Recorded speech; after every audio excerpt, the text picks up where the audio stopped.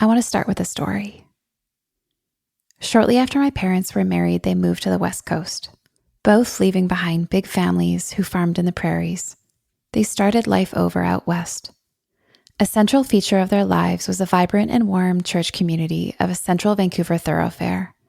There were choirs with vintage choir robes, and youth groups, barbecues in the park, low-budget musicals at Christmas, and a community that continued to grow as the families that belonged to it did too.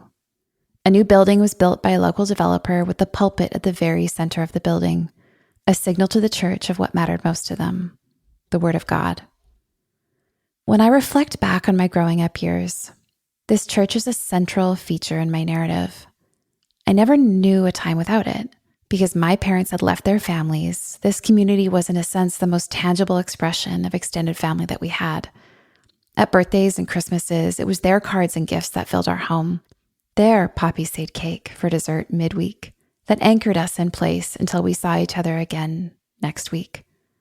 One auntie's hand smacking my hand away as I found the stash of cookies in the church kitchen, while another auntie sneaking the very same kitchen cookies to me through the billowing skirt pockets when no one was looking. This really felt like my family. Then, half of them were gone. It seemed almost overnight, but I can't remember if that's how it actually happened or just what it felt like. In many more adult-to-adult conversations I've had with my dad since then, I learned just how much they protected me from at the time. My not knowing was a feature of being allowed to be a child, but my confusion, a reflection of the chaos around me, and the loss of a rich relational world that seemingly collapsed overnight. Some people I would never see again.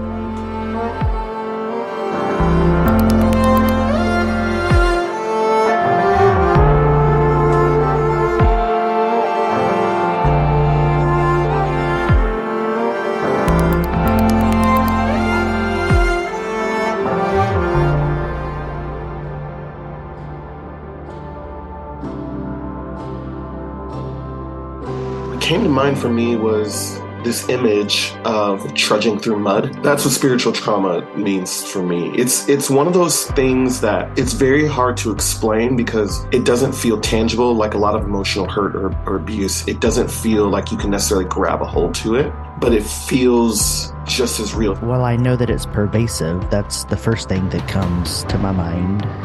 This feels like holy ground.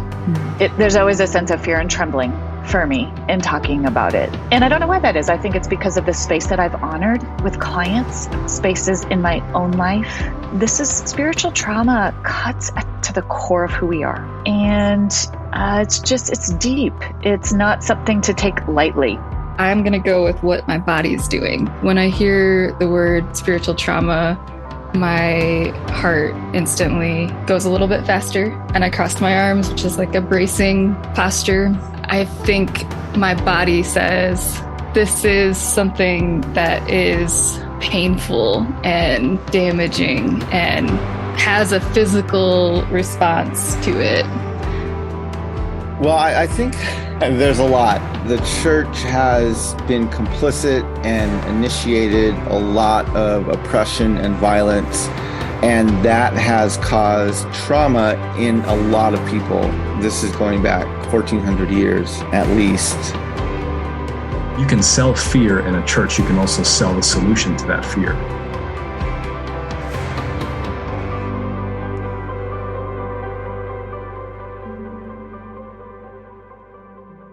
Welcome to Holy Hurt, a podcast exploring spiritual trauma and healing.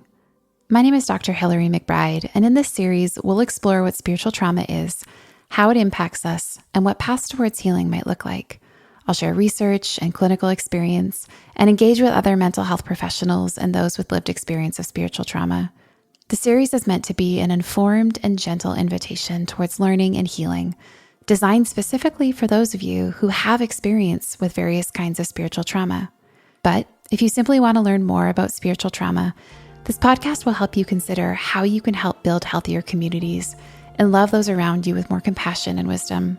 While the content addresses stories and trauma situated within the church, it's intended for a broad audience. No matter whether you have a personal experience with spiritual trauma or not, it touches all of us. So I hope this series offers a space for learning and healing. The podcast is sponsored by Sanctuary Mental Health Ministries, and you can stay tuned by subscribing. The first episode releases in July 2023.